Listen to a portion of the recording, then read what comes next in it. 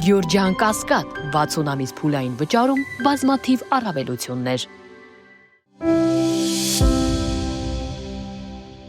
ԱՄՆ փոխնախագահ Ջեյդի Վենսը X-ի իր էջում գրառում է կատարել եւ տեսանյութ է հրապարակել Հայաստան եւ Ադրբեջան կատարած այցերից։ ԱՄՆ փոխնախագահ այցելությունը պատմական է որակել։ Սա այն է, ինչին Միացյալ Նահանգների նախագահը նվիրել է մեր արտաքին քաղաքականությունը։ Նախագահ Թրամփը հավատարիմ է այս գործընկերությանը եւ ես նույնպես գրել է Վենսը։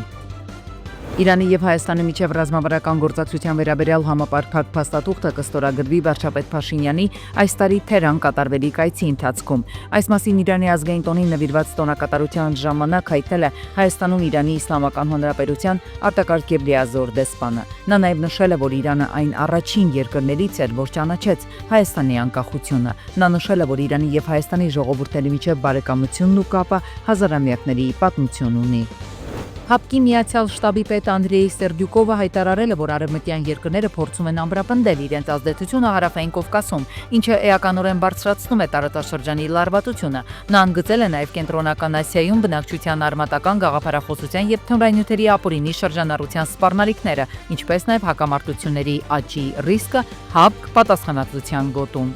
Հայաստանը կարող է համագործակցել ցանկացած գործընկերոջ հետ, սակայն ամերիկյան փոքր ատոմակայանների նախագծի վերաբերյալ կան հարցեր, ֆինանսավորումը դեռ հստակ չէ, իսկ Ռուսաստանը երկար տարիներ հուսալի գործընկեր է Հայաստանի ատոմային արդյունաբերության մեջ եւ աջակցում է կայանի շահագործման երկարաձգմանը մինչեւ 2036 թվականը։ Այս մասին հայտնել է Ռուսաստանի արտաքին գործերի նախարարության մամուլի խոսնակ Մարիա Զախարովան։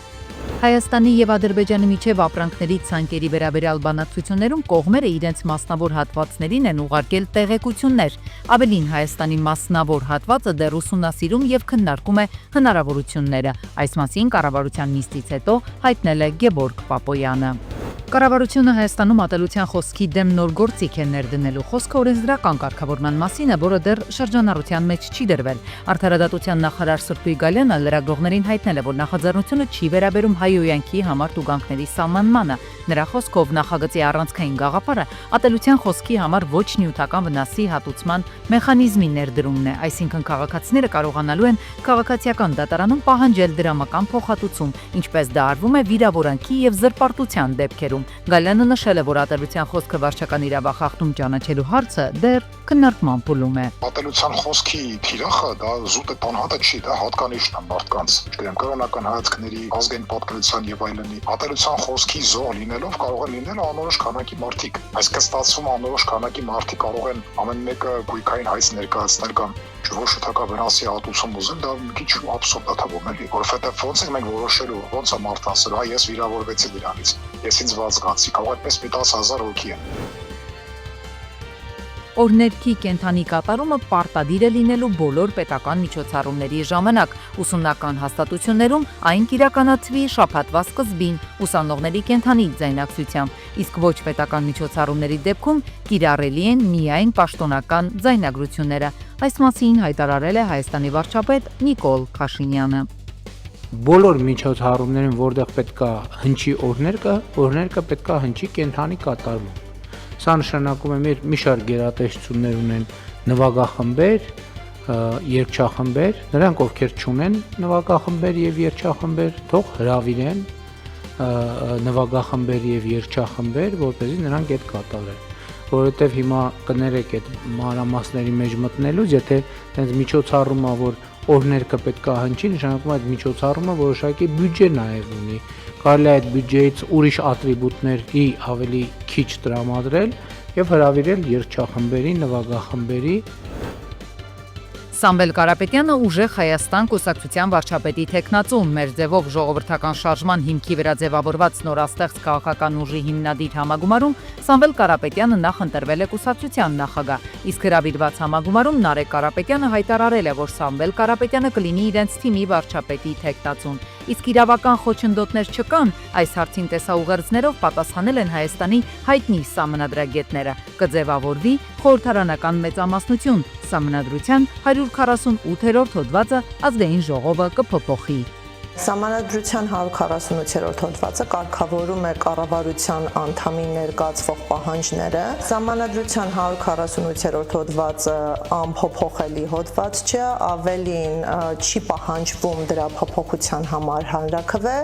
ուստի այս հոդվածի փոփոխությունները բավականին ճկուն են, անհրաժեշտ է ազգային ժողովի կողմից փոփոխությունների տեքստի ընդունում։ Արագածոտնի թեմի առաջնորդ Մկրտիչ եպիսկոպոս Պրոշյանի կալանքը փոխվեց տնային կալանքի։ Արագածոտնի դատարանը որոշել է Մկրտիչ Սրբազանին ազատել կալանքից եւ որպես այլընտրանքային միջոց կիրառել տնային կալանքը։ Մկրտիչ եպիսկոպոս Պրոշյանը մեղադրվում է օրինական հավաքներին մասնակցելը խոչընդոտելու կամ հարկադրելու եւ ընտրական իրավունքին խոչընդոտելու հոդվածներով։ Նա չի ընդունում իրեն առաջադրված մեղադրանքը։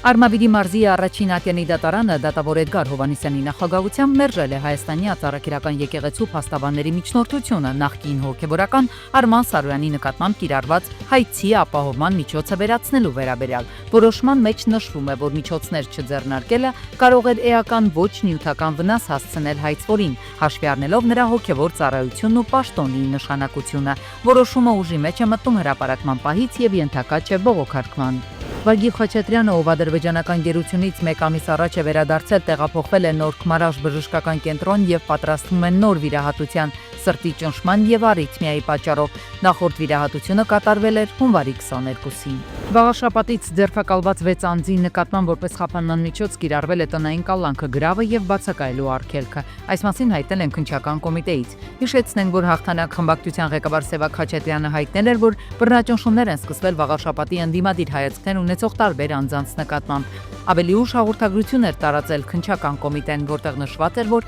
առերևույթ փաստական տվյալներ են ձեռք բերվել այն մասին, որ 2025-ի նոյեմբերի 16-ին Վաղաշաբաթ խոշորատված համայնքում թիմ ընտրությունների ընթացքում հաղթանակ դաշինքի ավականու ցուցակում ընդգրկված անդամները խոչընդոտել են անձնական ընտրական իրավունքի ազատ իրականացմանը։ Կառավարությունը հաստատել է օդի աղտոտվածության կրիտիկական մակարդակի եւ կրիտիկական բեռնվածության շեմի վերաբերյալ կարգը։ Որոշման ընդունումը ստեղծում է իրավական հիմք մթնոլորտային օդի աղտոտվածության ազդեցությունների գնահատման նորարար մեխանիզմների ներդրման, միջազգային չափանիշներին համահունչ գիտական եւ մոնիթորինգային մոտեցումների ամրագրման համար։ Երեխայի ծննդի գրանցումը Հայաստանում այժմ հնարավոր է իրականացնել առցանց հարթակ.am հարթակի միջոցով։ Ծրագիրը թույլ է տալիս լրացնել անձնական տվյալները, ընտանեկան կարգավիճակը, երեխայի տվյալները եւ նույնականանալ «Ես եմ» ազգային նույնականացման համակարգով։ Առցանց գործընթացում հնարավոր է նաև միաժամանակ ներկայացնել ծննդյան միանվագ նպաստի հայտը։ Դիմումը ստորագրվելու եւ հաստատվելուց հետո ստացվում է համապատասխան ծանուցում։ Թրամփը խոսել է Իսրայելի վարչապետ Նեթանյահուի եւ նրա ներկայացուցիչների հետ հանդիպան մասին եւ այն որակել որպես դրական։ ԱՄՆ առաջնորդի խոսքով երկու երկրների միջև գերազանց հարաբերությունները շարունակում է։ Թրամփը նշել է, որ վերջնական որոշումներ չեն կայացվել, բացի այն, որ պետք է շարունակել բանակցությունները Իրանի հետ, տեսնելու համար, թե արդյոք հնարավոր է համաձայնության հասնել։ Եթե դա հնարավոր է, ես վարչապետին տեղեկացրել եմ, որ սա կլինի նախընտրելի տարբերակը։ Հակառակ դեպքում մենք պարզապես պետք է տեսնենք, թե ինչ արդյունք կլինի։ Անցյալ անգամ Իրանը որոշեց, որ ավելի լավ է չհասնել համաձայնության, եւ նրանք բախվեցին կեսգիշերյան մուրճին։ Դա նրանց համար չստացվեց։ Հուսով եմ, որ այս անգամ նրանք ավելի ողջամիտ եւ պատասխանատու կլինեն, նշել է Թրամփը։ Եթե դա հնարավոր է, ես վարչապետին տեղեկացրել եմ, որ սա կլինի նախընտրելի տարբերակը։ Հակառակ դեպքում մենք պարզապես պետք է տեսնենք, թե ինչ արդյունք կլինի։ Անցյալ անգամ Իրանը որոշեց, որ ավելի լավ է չհասնել համաձայնության եւ նրանք բախվեցին կեսգիշերային մուրճին։ Դա նրանց համար չստացվեց։ Հուսով եմ, որ այս անգամ նրանք ավելի ողջամիտ եւ պատասխանատու կլինեն։ Ռուսական զինուժը բալիստիկ հրթիռներով եւ հարվածային անօդաչու սարքերով հարձակվել է Ուկրաինայի վրա։ Հարվածի գլխավոր թիրախում Կիևն է եղել։ Հիմնականում թիրախավորվել են Ուկրաինայի մայրաքաղաքի ենթակառուցվածքային օբյեկտները։ Ռուսական բանակը բալիստիկ հրթիռներով հարվածներ է հասցրել նաեւ Դնեպրոպետրովսկի մարզի Դնեպր եւ Պավլոգրադ քաղաքներին։ Ռուսաստանը շահեդ տեսակի հարվածային անօդաչու սարքերով հարձակվել է նաեւ Օդեսայի վրա։ Կան վիրավորներ, ավերվել են շենք շինություններ։ Զելենսկին հայտարարել է, որ Մոսկվայում կամ Մինսկում բանակցություններ տեղի չեն ունենա։ Նրա խոսքով ինքը չի կարող գնալ Մոսկվա Պուտինի հետ բանակցություններ վարելու, այն երկրի մայրաքաղաքի հետ, որ այս պատերազմում ագրեսոր է։ Մենք պատրաստ ենք աջակցել Ամերիկայի առաջարկներին եւ հանդիպել Ամերիկայի, Եվրոպայի ցանկացած վայրում կամ չեզոք երկրի ցանկացած կետում, բացի Ռուսաստանից եւ Բելարուսից։ Բելարուսը դաշնակից է Ռուսաստանին, Ուկրաինայի դեմ 2022 թվականին հարձակման ժամանակ նշել է Զելենսկին։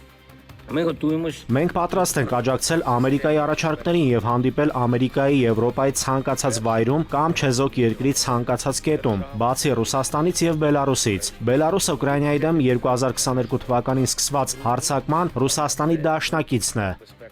Ռուսաստանի ԱԻՆ-ը հայտարարել է, որ վերականգնում է ավելի քան 20,000 պաշտպանական կառույց 82 տարածաշրջանում, իսկ 45 մարզերում հաստատվել են նախազգուշացման համակարգերի պատրաստության ծրագրեր։ Խորհրդային ժամանակների ապաստարանների լայնածավալ վերակառուցումը մեկնարկել է 2025 թվականին։ Ծրագրի արժեքը գնահատվում է ավելի քան 155 միլիարդ ռուբլի։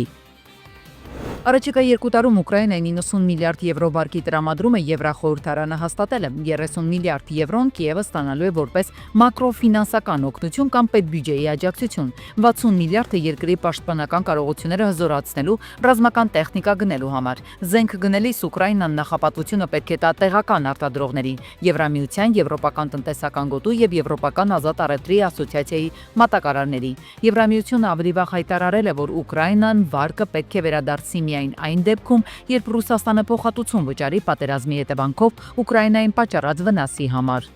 Ամերիկայի Միացյալ Նահանգները պատրաստ է փոխզիջման գնալ Իրանի միջուկային համաձայնագրի հարցում եւ կարող է ճկուն լինել ուրանի հարստացումը դիովին դադարեցումը պահանջելիս, հայտարարել է Հական Ֆիդանը։ Նրա խոսքով դրական կողմն այն է, որ ամերիկացիները կարծես թե պատրաստ են թույլատրել ուրանի հարստացումը Իրանում հստակ սահմանված շրջանակներում։ Իրանցիները այժմ գիտակցում են, որ պետք է համաձայնության գան ամերիկացիների հետ, եւ ամերիկացիները հասկանում են, որ իրանցիներն ունեն իրենց սահմանները, նշել է Ֆիդանը։ Առաջնորդների գործը հասարակության վերքերը բուժելն է, այս մասին հայտարարել է Իրանի նախագահ Մասուդ Փեզեշքյանը։ Հասարակության մեջ առաջացած վերքը դառն է, բժշկի գործը վերք բուժելն է, այլ ոչ թե վարակելը։ Մենք պետք է վերքը բուժենք այնքան լավ, որ կարող ենք, նշել է Իրանի նախագահը։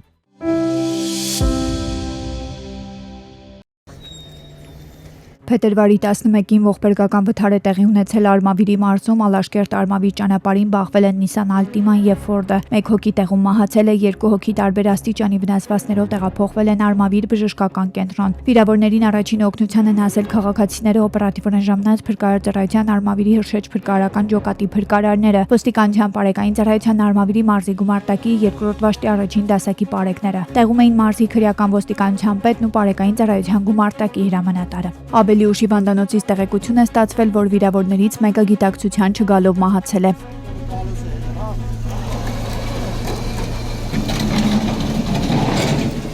Քննիչները դեպքի փաստվել արդեն նախաձեռնվել է քրեական վարույթ։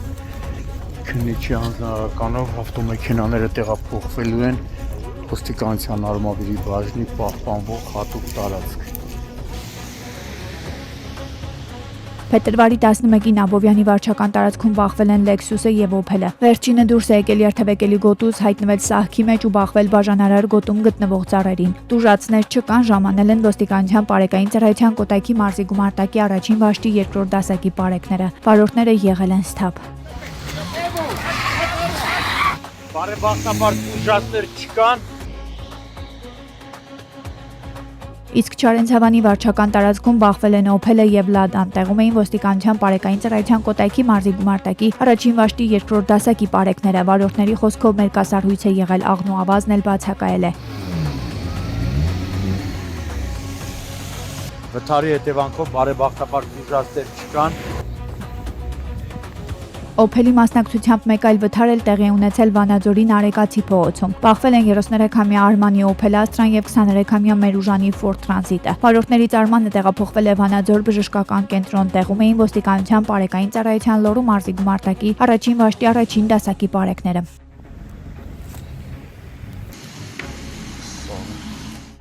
Փետրվարի 12-ին Սայաթնովա գյուղի Էջմիածնի խճուղում մեքենա է այրվել։ Օփելում առաջացած կրակի դեմ նախ պայքարել է վարորդը 46-ամյա Դավիթն ու քաղաքացիները։ Հետո Մասիսի հրշեջ-փրկարարական ջոկատի հրշեջները մարել են հրդեհը, ժամանել են նաև ոստիկանության բարեկային ծառայության Արարատի Մարսի գումարտակի առաջին վաշտի 2-րդ դասակի բարեկները։